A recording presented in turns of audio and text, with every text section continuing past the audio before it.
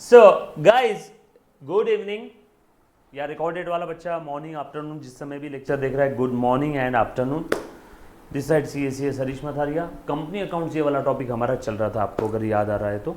काफ़ी सारी चीज़ें मैंने इसके अंदर में आप लोगों को बताई थी।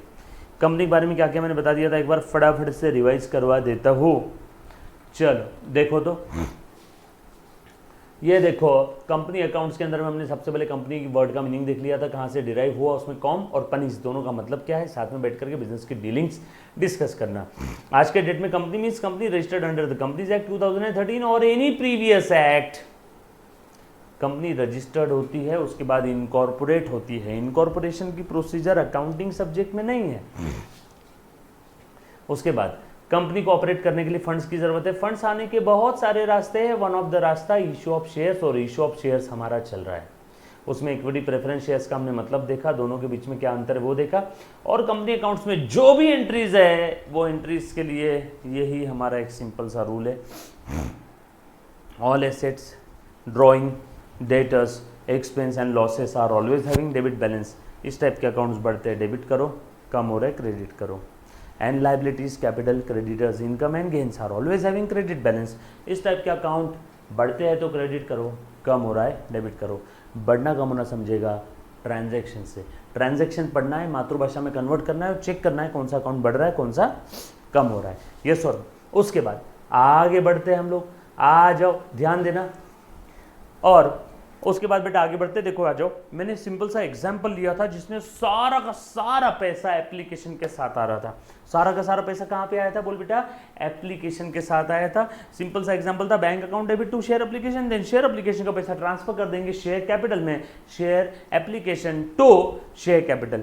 शेयर कैपिटल बेसिकली क्या है बेटा, कैपिटल यानी ownership, face value, nominal value of the company, nominal value of the company, yes और नो। और शेयर का मतलब बताया था, share is the share in share capital of the company. Company का जो टोटल कैपिटल है उस कैपिटल का स्मॉलेस्ट यूनिट यानी हमारे लिए शेयर है। और वो शेयर जिस किसी के पास है उसे हम लोग बोलेंगे शेयर होल्डर। और ये कुछ मैंने एग्जांपल्स लिए थे, यस और नो, है ना। अब एग्जांपल्स वापस नहीं बताऊंगा। हाँ, कौन से भी नया था, types of share capital. Authorise, company का मैक्सिमम कैपिटल, कंपनी की जो औकात है, कंपनी उससे ज्यादा शेयर्स इशू नहीं कर सकती, उसे हम लोग प्यार से बोलेंगे ऑथोराइज कैपिटल। सर अगर मान लो कंपनी को ऑथोराइज से भी ऊपर अगर शेयर्स इशू करना है तो फिर कंपनी को ऑथोराइज कैपिटल बढ़वा के लेना पड़ेगा, यस और नो। सर वो बढ़ा सकते हैं, हाँ, लेकिन ऑथोराइज कैपिटल के ऊपर शेयर इशू नहीं कर सकते। मान लो ऑथोराइज कैपिटल है 10 लाख रुपए का, कंपनी को अब 10 लाख के ऊपर के शेयर्स इशू करना है तो कंपनी को क्या करना है, पहले ROC में जाना है, ऑथोराइज कैपिटल की लिमिट बढ़ानी है और उसके बाद और आगे के शेयर्स इशू करना है। So maximum amount of the share capital which company can raise is called as authorise capital. ये कंपनी की मैक्सिमम औकात है, उसके अंदर से कंपनी सारा शेयर्स अभी इशू नहीं कर सकती है। मान लो कंपनी इशू करना चाहती है 10 में से 8 लाख, तो इशूड कैपिटल 8 लाख, अनइशूड आ गया 2 लाख।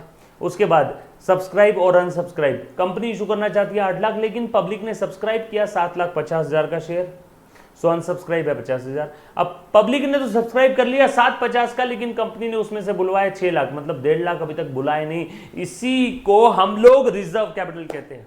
सब्सक्राइब कैपिटल का वो पोर्शन जो कंपनी ने अभी तक कॉल नहीं किया, नहीं बुलवाया, कंपनी फ्यूचर में बुलवाएगी आनी बानी के परिस्थिति में, यस और नो।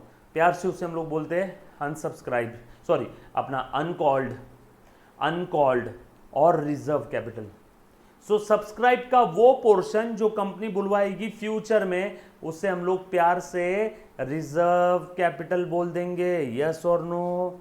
क्लियर है, ये बात समझ आई सभी को। So reserve capital is that portion of the subscribed capital जो कंपनी बुलवाएगी, कब, फ्यूचर में अगर कभी जरूरत रही तो। चलो आगे, पक्का। देन उसके बाद अरियर्स अगर माइनस कर दिए, अरियर मतलब कॉल कर दिया फिर भी साले कुछ बेशरम लोग पैसा नहीं दे रहे, मतलब पैसा आना बाकी है, तो उसे बोलते हैं calls in arrears. Calls in arrears, तो कॉल किया था 6,20,000 अरियर है, तो 580 हो गया पेड अप कैपिटल। उसके बाद गजानन लिमिटेड का एक सम सॉल्व किया था हमने। देन उसके बाद अंकिता लिमिटेड का एक सम सॉल्व किया था। देन अश्विनी लिमिटेड का हमने डिस्काउंट वाला सम सॉल्व किया था। आ जाओ, बहुत ही प्यारा नया कॉन्सेप्ट आज बता रहा हूँ, पहली बता रहा हूँ, इंपॉर्टेंट है, पहली बता रहा हूँ। कॉन्सेप्ट बहुत बहुत बहुत इंपॉर्टेंट है। चल चेयर तू उधर जा, अब मुझे बच्चों को पढ़ाने दे। आज मैं नहीं बैठने वाला हूँ जब तक ये बच्चों को कॉन्सेप्ट समझ में नहीं आता। चल मैंने चेयर को उधर भेज दिया है, ठीक है। अब अच्छे से ध्यान देना, कॉन्सेप्ट बड़ा ही प्यारा है, इस कॉन्सेप्ट को मिस मत करना। एग्जाम में क्वेश्चन अब जो कॉन्सेप्ट पढ़ाने जाने वाला हूँ उसी के ऊपर आता है, ठीक है। चलो कमर कस लो, तैयार हो जाओ, बड़ा ही प्यारा कॉन्सेप्ट है। लिखेंगे हम लोग ओवर सब्सक्रिप्शन। सर ये क्या चीज़ है? बस वही तो बताने के लिए स्लीव्स फोल्ड कर रहा हूँ ना यार। हाँ चलो आ जाओ, यस। ओवर सब्सक्रिप्शन की मैं बात कर रहा हूँ, अच्छे से ध्यान देना। अब ये बेसिकली ओवर सब्सक्रिप्शन क्या है, जैसे आप सभी को मालूम है, फॉर एग्जाम्पल ऐसी कोई कंपनी जैसे जोमेटो का इशू आया था, पब्लिक इशू आया था, आप सभी को मालूम बेटा, जोमेटो का पब्लिक इशू आया था, राइट। पब्लिक इशू है, जब भी कोई कंपनी मार्केट में फर्स्ट टाइम शेयर इशू करती है तो उसे हम लोग कहते हैं आईपीओ। जब भी कोई कंपनी मार्केट में फर्स्ट टाइम शेयर्स इशू करती है तो उसे हम लोग क्या बोलते हैं? IPO, initial public offering. Initial public offering, IPO, yes और नो। जोमेटो का आईपीओ आया था, है ना। अब उसके अंदर में आपको अप्लाई करना पड़ता है, उसमें आपको अप्लाई करना पड़ता है ना। और सर ये जो बीएससी एनएससी पे जो शेयर्स ट्रेड होते हैं वो क्या है? वो तो सेकेंडरी मार्केट है। प्राइमरी मार्केट मतलब शेयर अभी अभी पैदा हो रहा है, पहली बार आ रहा है आईपीओ, इनिशियल पब्लिक ऑफरिंग। एक बार शेयर मार्केट में थपक से आ गया तो उसके बाद ये मार्केट में आपस में एक दूसरे के साथ लेना बेचना करते रहते हैं, ये होता है बीएससी एनएससी में। बीएससी एनएससी सेकेंडरी मार्केट है। शेयर जब फर्स्ट टाइम मार्केट में आता है, कंपनी से पहली बार इशू हो रहा है, वो है आईपीओ। मतलब जब भी आप बिल्डर से डायरेक्ट प्रॉपर्टी खरीदते हो तो फर्स्ट हैंड प्रॉपर्टी हुई ना। मैंने बिल्डर से एक फ्लैट खरीदा और बिल्डर से मैंने जो फ्लैट खरीदा था, बिल्डर से मैंने जो मकान खरीदा, वो फर्स्ट टाइम मैंने बिल्डर से लिया, fresh, first hand, first owner. उसके बाद आगे जो मैं बेचूंगा वो सब सेकेंडरी मार्केट है। आईपीओ डायरेक्टली कंपनी से पहली बार मैंने अप्लाई किया, मेरे पास जोमेटो के शेयर्स आ गए और ये शेयर्स लेने के बाद अब मैं इन शेयर्स को आगे जो भी लेना बेचना करूंगा, ये है secondary market, BSc NSC, Bombay stock exchange, national stock exchange, right. कभी अगर मुंबई में किसी को जाने का मौका मिला, वैसे भी वो दलाल स्ट्रीट पे आप बाहर से ही देख सकते हो बीएससी का बिल्डिंग जो है वो, बॉम्बे स्टॉक एक्सचेंज, अंदर जाने नहीं देंगे शायद आपको, है ना। तो एक बार ज़रूर देखना है। काफ़ी बार लोग मुझे पूछते हैं कि यार हरीश तू चार्टर्ड अकाउंटेंट है, कंपनी सेक्रेटरी है, तुझे शेयर मार्केट का नॉलेज होगा। मैंने बोला हाँ है, नॉलेज पूरा है। तो बोले फिर तू शेयर्स में इन्वेस्ट क्यों नहीं करता? मैंने बोला मेरे पास नॉलेज है लेकिन मेरे पास टाइम नहीं है शेयर मार्केट में इन्वेस्ट करने का, और वहाँ पे गारंटी नहीं है कि इन्वेस्टमेंट करने के बाद आपको पैसा मिलेगा यानी रिटर्न मिलेगा कि नहीं मिलेगा। रिटर्न मतलब मैं प्रॉफिट की बात कर रहा हूँ। शेयर मार्केट आज की तारीख में सेंटीमेंट्स पे चलता है। सर सेंटीमेंट्स पे चलता मतलब पहले कैसा था? जो कंपनी अच्छा परफॉर्म कर रही है उसके शेयर्स के भाव बढ़ने ही बढ़ने हैं, जो कंपनी बुरा परफॉर्म कर रही है उसके भाव कम होने ही होने हैं। लेकिन आज के टाइम पे कैसा है? शेयर मार्केट को ये बड़े बड़े अरबपति खरबपति लोग चला रहे हैं। ऐसी कंपनी जो सिर्फ पेपर पे एग्जिस्ट करती है, असली में उस कंपनी का कुछ नामो निशान नहीं है, ऐसे कंपनी की भी शेयर्स कुछ कुछ कंपनी के मार्केट में ट्रेड होते हैं। अब मेरे पास 500 करोड़ रुपए पड़े हैं, मैंने ऐसी थर्ड क्लास बोगस कंपनी के शेयर्स खरीद लिए, तो मार्केट में अचानक क्या पैदा हो जाएगी? डिमांड। मैं वो शेयर्स कंपनी के खरीदते जा रहा हूँ। वो कंपनी का शेयर पहले था 10 रुपये का, हो गया 15 रुपये, 20 रुपये, 40 रुपये, 100 रुपये, 300 रुपये। मैंने खरीदा, मार्केट में डिमांड पैदा हो गई, अब मैं रुक गया, 300 रुपये प्राइस करके मैं रुक गया। 10 रुपये से खरीदना शुरू किया था, 300 पे रुक गया। अब आम जनता, बेवकूफ़ लोग, उनको लगता है ये शेयर 10 का था, हर दिन बढ़ रहा है, कल ये शेयर 400 का हो जाएगा, फिर 500 का। अब मैं तो रुक गया, बड़े लोग रुक जाते हैं, भाव बढ़ा दिया, रुक गए। अब मैं देख रहा हूँ बस मेरे पास अच्छा खासा स्टॉक पड़ा है वो शेयर का, जिसका प्राइस अभी 300 है, मैंने 10 रुपये से खरीदना शुरू किया था, 300 पे मैं रुक गया। अब भारत की जो पागल जनता है वो खरीदना शुरू करती है 350, 400, 500, 800, 900, 1000, 1200, 1500। जैसे उसका 1500 प्राइस आ गया, मेरे पास जितने भी शेयर्स थे वो 10 रुपए से लेके 300 रुपए तक सारे बेच दिए, 1500 रुपए में डंप कर दिए। पब्लिक का पैसा मैंने चुरा लिया। कुछ समझा? मुझे मालूम था कंपनी बोगस है, 10 रुपये से खरीदना शुरू किया, डिमांड बढ़ते गई, मार्केट में डिमांड बढ़ी, भाव बढ़ते 300 रुपये तक के मैंने लाया, और बाकी भारत की जो पागल जनता है उसको 300 से बिठा दी सर आसमान पे 1500 पे। जैसे 1500 आ गया, बेच सारा माल। जो 10 रुपये से लेके 300 तक मैंने खरीदा था वो कितने में बेचा? 1500 में। अमीर और अमीर होता जा रहा है और गरीब होता जा रहा है। कुछ समझ में आया क्या? मगज में आया क्या? इसीलिए मैं शेयर मार्केट में ट्रेड नहीं करता हूँ, और यही मेरी सलाह होती है मेरे स्टूडेंट्स को भी, है ना। काफ़ी बार स्टूडेंट्स बोलते हैं, है ना, कुछ स्टूडेंट्स रहते हैं। हाँ, अब इसके अंदर में ऐसा नहीं, कुछ अच्छी भी कंपनी है, टाटा है, टाटा ग्रुप है, काफ़ी अच्छी कंपनीज है, रिटर्न्स अच्छे मिलते हैं। SBI है, उसके बाद आपका बजाज फाइनेंस है ना, काफ़ी सारी कंपनीज है, HDFC है, मारुति है, बॉश मोटर है, आइशर मोटर है, बॉश है, आइशर मोटर है ना, काफ़ी सारी कंपनीज है, MRF टायर है। लेकिन अब मुझे बात बताओ, ये आपको कैसे समझेगा? और ये जो अच्छी कंपनी, इनके एक एक शेयर की प्राइस 20-20 हज़ार, 40-40 हज़ार रुपये, बट हमें कैसे समझेगा कि कौन सा अच्छा है कौन सा बुरा है ना? सही है ना? कुछ अच्छा भी है, कुछ बुरा भी है, बरोबर सर। अब एक सवाल आपके मन में, सर हमें ट्रेड करना चाहिए कि नहीं? नहीं, बोल्ड इटैलिक अंडरलाइन, साफ नहीं। जिस दिन आप खुद की मेहनत का पैसा कमाओगे, खुद का मेहनत का कमाया हुआ पैसा ट्रेड करोगे, और अगर लॉस हुआ तो अपने आप बंद कर दोगे। लेकिन अभी मम्मा पापा के पैसे पे 1 रुपए का भी ट्रेड नहीं करना है, साफ नहीं। क्लियर? उस पैसों पे ट्रेडिंग नहीं करना, खुद के कमाई के पैसे पे करना, क्योंकि खुद के कमाई का पैसा डूब भी गया तो चोट खुद को लगेगी, मम्मी पापा को नहीं लगेगी। समझे क्या? 100% क्लियर? सो आ जाओ, शेयर्स की हम लोग बात कर रहे थे कंपनी में। चलो ठीक है सर, IPO लेना चाहिए, ये वो कुछ भी मत करो अभी। काफ़ी बार आज के समय में मैं देखता हूँ बच्चों को, आज की जनरेशन के बच्चों का ऐसा है कि सर पढ़ते पढ़ते ही हमको लाखों रुपए कमाने हैं। नहीं बेटा, एक टाइम पे एक चीज़ करो। अभी से अगर आप लक्ष्मी जी के पीछे पढ़ोगे तो सरस्वती और गणेश जी साइड में हट जाएंगे, फिर आपकी पढ़ाई नहीं हो पाएगी। तो अभी सरस्वती गणेश जी पे फोकस करो, लक्ष्मी जी तो उनके साथ आने ही वाली है, कोई तकलीफ है क्या? है ना। सो जो कोई भी बच्चा यहाँ पे है, एक ही रिक्वेस्ट है, आपने share trading, share market, bitcoin, crypto currency है ना, उसमें बिटकॉइन और अल्ट कॉइन, उसमें ट्रेडिंग नहीं करना है। सर आपने बिटकॉइन में ट्रेडिंग किया था? हाँ किया था, एक ज़माने पहले थोड़ा सा, उसके बाद मैंने वो भी नहीं किया। सर आपने कमाया उसमें? हाँ थोड़ा सा, लेकिन उसके बाद मैंने वो बंद कर दिया। बरोबर है? नहीं है, अपने वो नहीं करना है। काफ़ी सारी अच्छी भी चीज़ें हैं जीवन में करने के लिए, तो हमें बिटकॉइन ट्रेडिंग नहीं करना है ना। क्लियर? पक्का? डन? चलो आगे। आ जाओ, जो कि मैं बात कर रहा था ओवर सब्सक्रिप्शन की।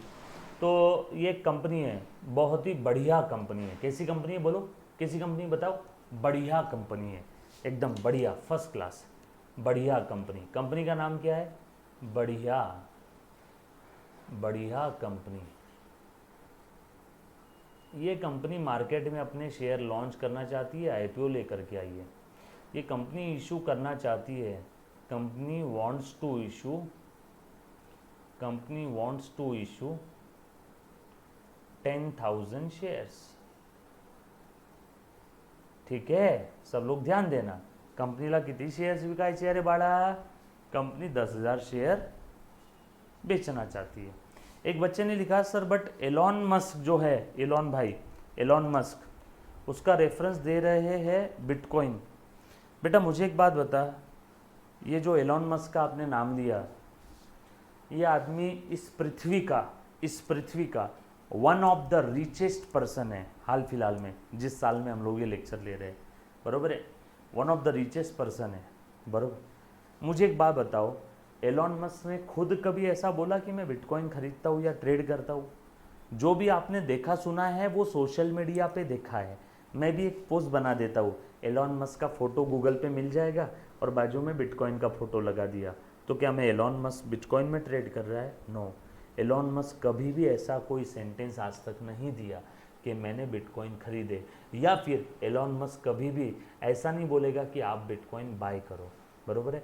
वो जो भी है सोशल मीडिया, ट्विटर है ना, लोगों को लगता है ट्विटर पे आ गया मतलब ये सच है। नो, सोशल मीडिया पे है बट हमें देखना ही नहीं। एलॉन मस्क अगर बिटकॉइन कमा के इतना पैसा कमा लेता तो फिर वो क्यों फालतू में इतनी मेहनत करके घिसवा के रॉकेट बना के मार्स पे जाता? समझ में आया क्या? अगर उसमें इतना पैसा रहता तो अंबानी क्यों फैक्ट्री वगैरह खोल करके बैठा रहता, माल बेचता, सब बिटकॉइन में आ जाते। Clear sir? जो फर्स्ट टाइम इशू शेयर्स होते हैं वो शेयर ऑनलाइन होते हैं जैसे सेकेंडरी सेल की तरह? एक बच्ची ने बहुत प्यारा सवाल पूछा है, सर ये जो आपने आईपीओ लिखा है, ये जो है ये जो फर्स्ट टाइम इशू हो रहे हैं ये भी ऑनलाइन ही होते हैं क्या? हाँ, ऑनलाइन ही होते हैं, लेकिन हम लोगों को बुक्स में पढ़ना ऐसे जैसे मैनुअल हो रहे हैं। हमारा 12th स्टैंडर्ड का जो सिलेबस है हम लोगों को पढ़ना ऐसे जैसे मैनुअल हो रहे हैं, लेकिन रियल लाइफ में ये शेयर्स ऑनलाइन इशू होते हैं। रियल लाइफ में शेयर्स कैसे इशू होते हैं बेटा? ऑनलाइन इशू होने वाले। डन? पक्का? डन। चलो आगे। देखो मैं ब्लर हो गया था अभी थोड़ा, जो बच्चा रिकॉर्डेड देख रहा है। हाँ, अब क्लियर हो गया। अच्छे से ध्यान देना। ये सारे शेयर्स ऑनलाइन ही इशू होते हैं बेटा, है ना, आज के टाइम में, लेकिन हम लोग ये ऐसे ही देखेंगे कि ये मैनुअल इशू हो रहे हैं। आ जाओ। ध्यान देना अच्छे से। कंपनी इशू करना चाहती 10,000 शेयर। अब आप लोगों को बताएगी बहुत ही बढ़िया कंपनी, इस कंपनी के शेयर्स का प्राइस इशू होते ही बढ़ जाएगा। तो मुझे एक बात बताओ, सभी ने इस कंपनी में शेयर्स के लिए अप्लाई किया होगा? सभी ने अप्लाई किया होगा, भीड़ लग गई, लाइन लग गई, एप्लीकेशन आ गए कंपनी के पास, बहुत सारे एप्लीकेशन आ गए, बहुत सारे एप्लीकेशन आ गए।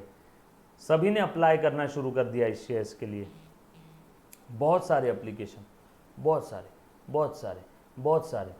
सारे एप्लीकेशन आ गए। बाप बाप बाप बाप बाप, इतने एप्लीकेशन आ गए, और ये सारे एप्लीकेशन की टोटल है 13,000 application received by the company, और कंपनी को इशू करने थे 10,000 शेयर्स। कंपनी को इशू करने थे 10,000 शेयर्स। एप्लीकेशन कितने आ गए? 13,000। 13 सुरूर। अच्छे से ध्यान देना। बेटा एप्लीकेशन आ गए टोटल 13,000, कंपनी को इशू करने थे 10,000 shares, application received 13,000। This is the case of over subscription.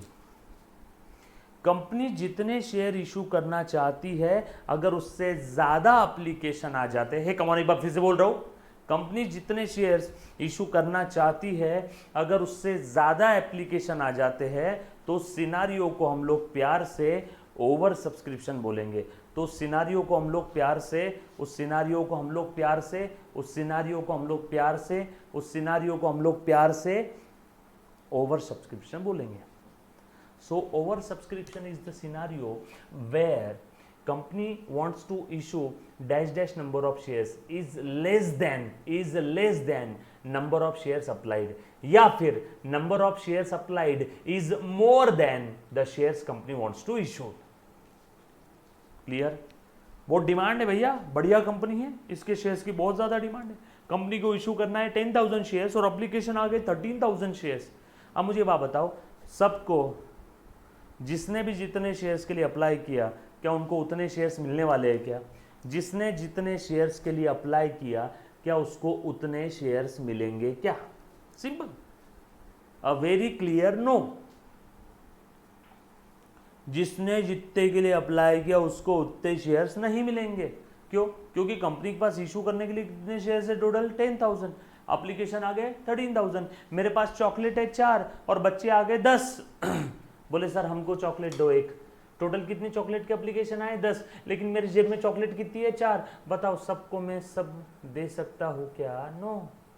तो मैं सबको कम कम दूंगा, सबको मैं कम कम सबको कम कम दूंगा।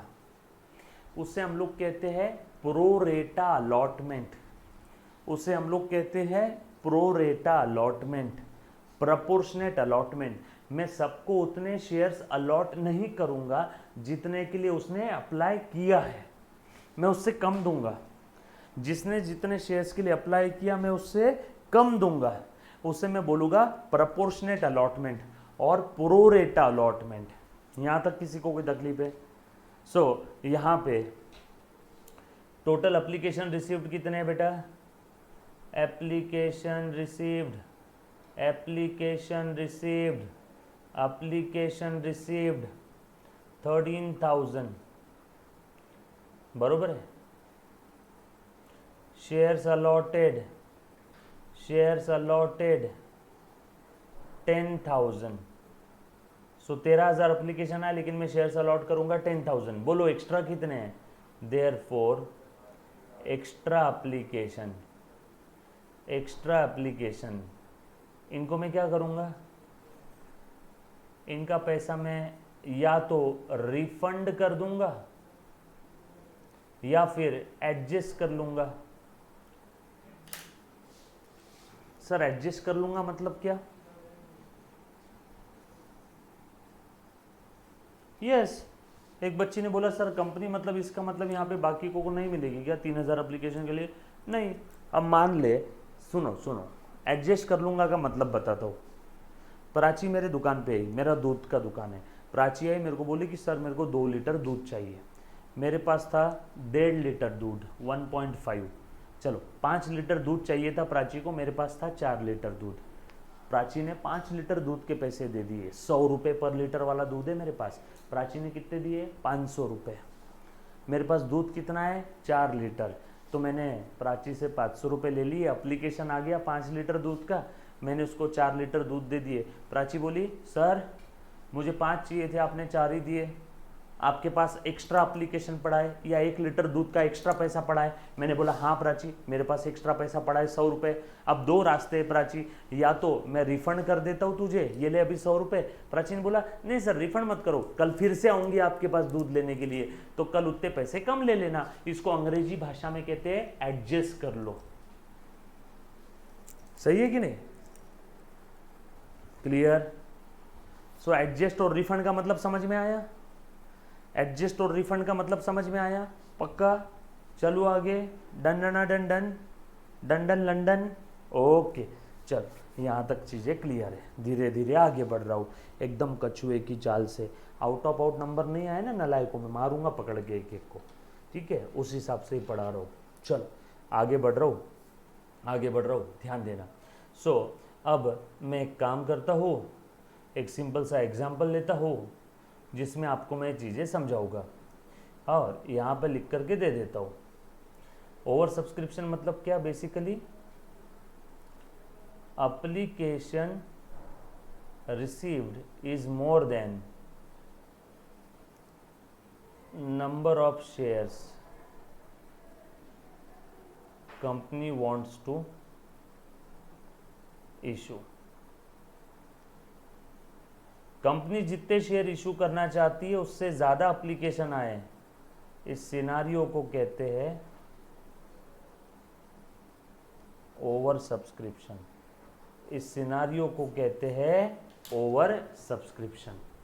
क्लियर? पक्का? चलो आगे। यहाँ तक किसी बच्चे को कोई डाउट है? डन।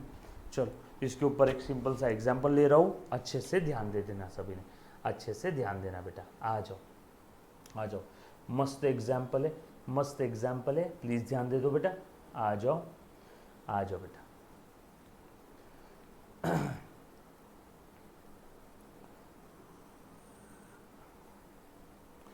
इसके पहले हमने कौन सा देखा था? अश्विनी। अश्विनी के पहले एक था अंकिता, अश्विनी। आज नेक्स्ट एक अच्छा सा क्वेश्चन ले रहा हूँ, है ना? लिख लो बेटा मेरे साथ साथ, लिख लो मेरे साथ साथ।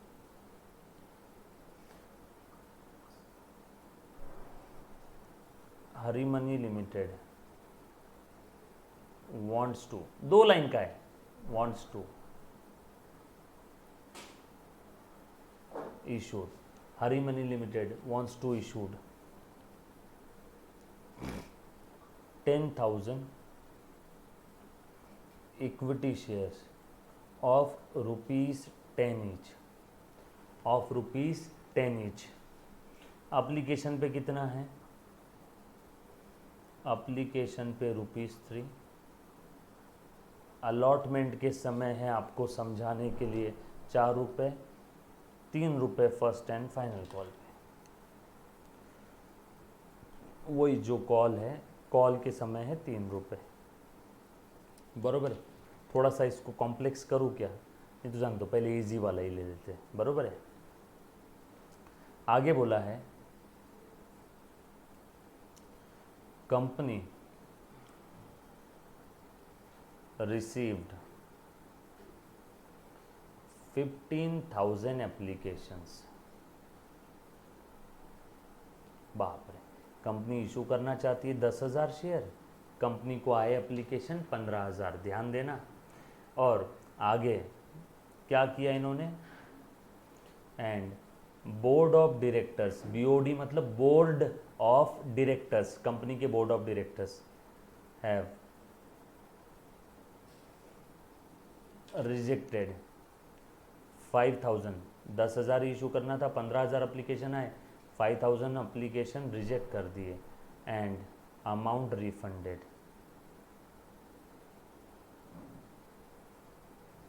चलो, आप लोगों को एंट्रीज पास करने के लिए बोला है। Pass the journal entries in the books of Hari Mani limited. फटाफट से एंट्री पास करो। कॉन्सेप्ट समझ में आया सभी को? बहुत सिंपल सा 2 लाइन का क्वेश्चन है, लिख लिया सभी ने क्वेश्चन? फटाफट से लिखो, लिखना बाकी होगा तो। एनीबॉडी? किसी को यहाँ तक कोई डाउट है तो प्लीज़ एक बार पूछो। क्वेश्चन लिख लिया? डन। एक बच्चा बोल रहा है सर कंपनी का 10,000 शेयर्स है पर 13,000 ओवर सब्सक्राइब हुआ, कंपनी डायरेक्टली 3,000 एक्स्ट्रा को नहीं देगी।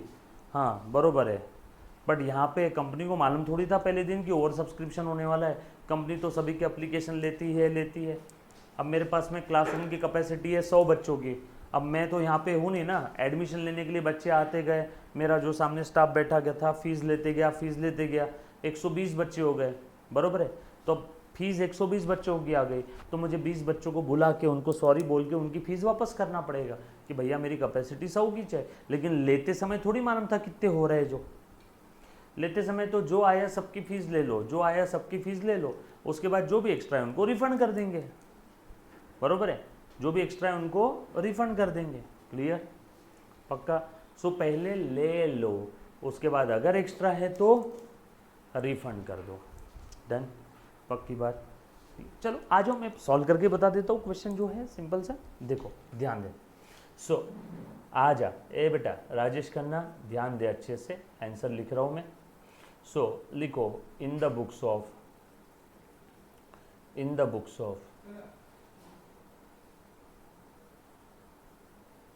हरी मनी लिमिटेड,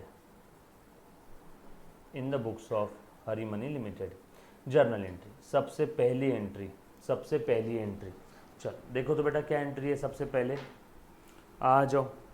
सो मैं पहली एंट्री पास कर रहा हूँ यहाँ पे, है ना। आपने फॉर्मेट लिखना है, डेट, पर्टिकुलर, है ना। उसके बाद debit column, credit column. Format आप लिखोगे, विदाउट फॉर्मेट कोई भी बच्चा आगे नहीं जाएगा।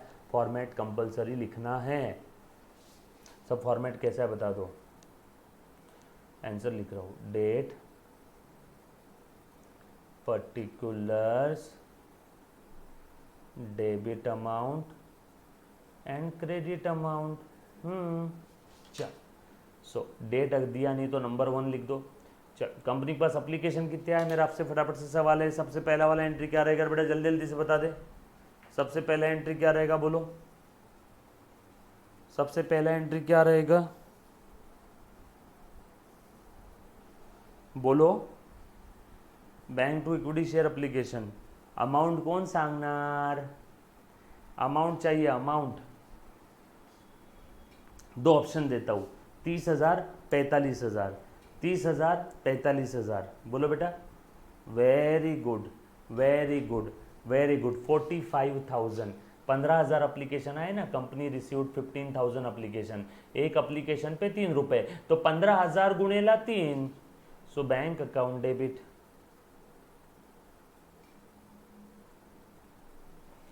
$45,000 to equity share application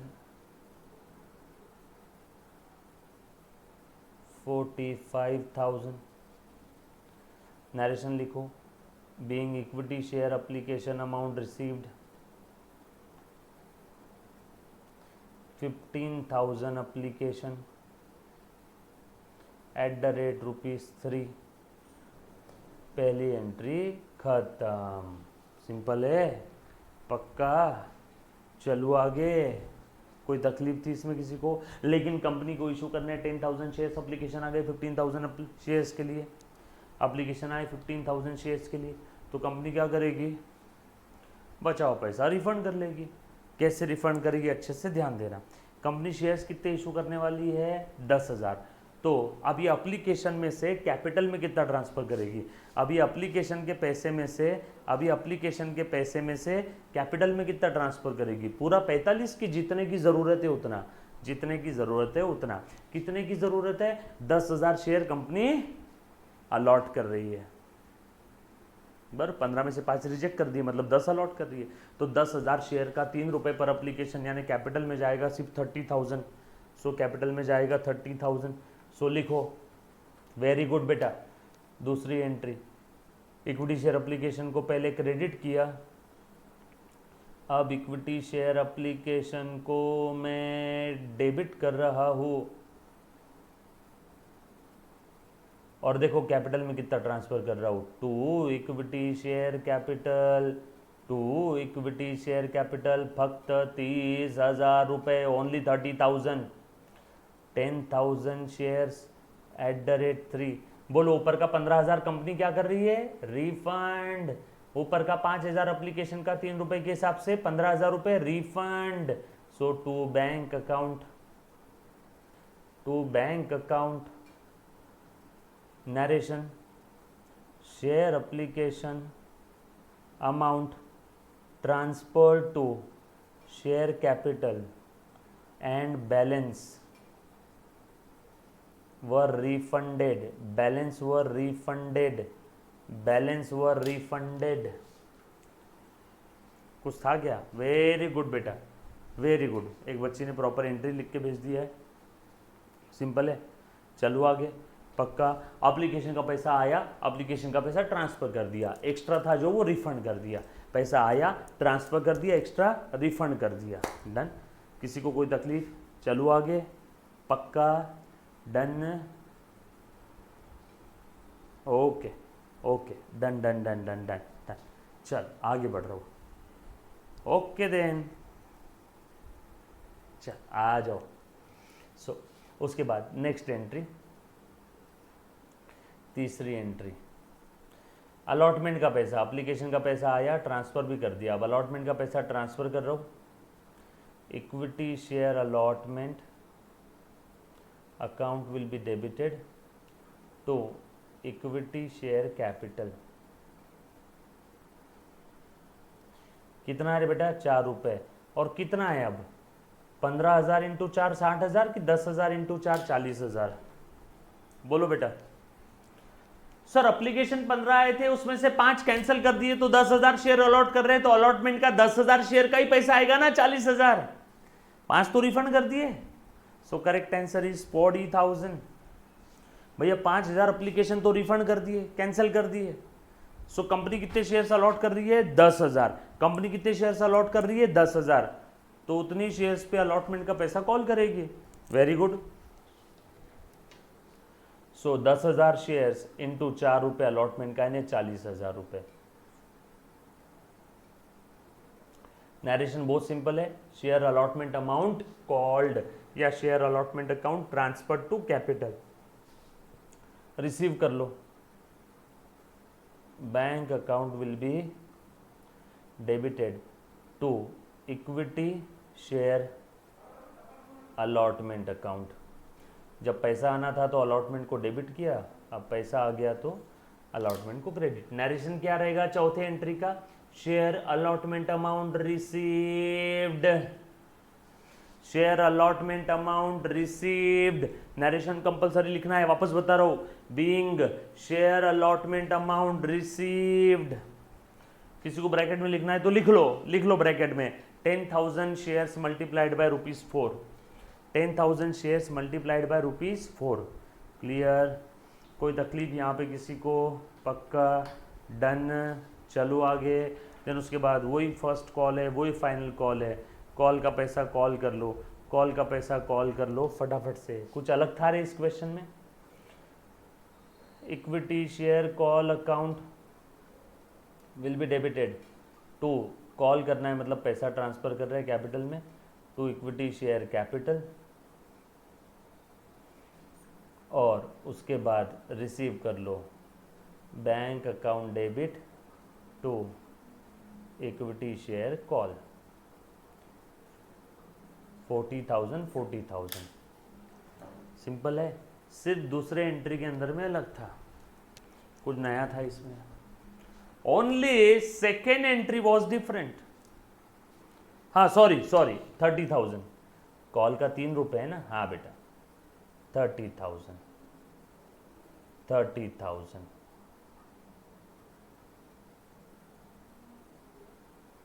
call का 30,000 है, ₹3 है ना? 10,000 शेयर्स इंटू 3। सिंपल। कुछ था इसमें? as a coder, any student, any kind of doubt? पक्का? क्लियर? डन? सिंपल है। आई थिंक अब तक सारी चीज़ क्लियर है। इसमें और एडजस्टमेंट वाले सम हमने अभी क्या देखा? रिफंड। हमने क्या देखा अभी? रिफंड। एडजस्टमेंट वाले सम नेक्स्ट लेक्चर में वेरी इंपॉर्टेंट। अभी हमने देख लिया रिफंड। रिफंड कैसे होता है वो हमने देखा, सिंपल था, इजी पीजी लॉलीपॉप। और कल ये इंपॉर्टेंट रहेगा, ये हम लोग देखेंगे नेक्स्ट लेक्चर में। तब तक के लिए अलविदा, take care, bye bye, stay home, stay safe.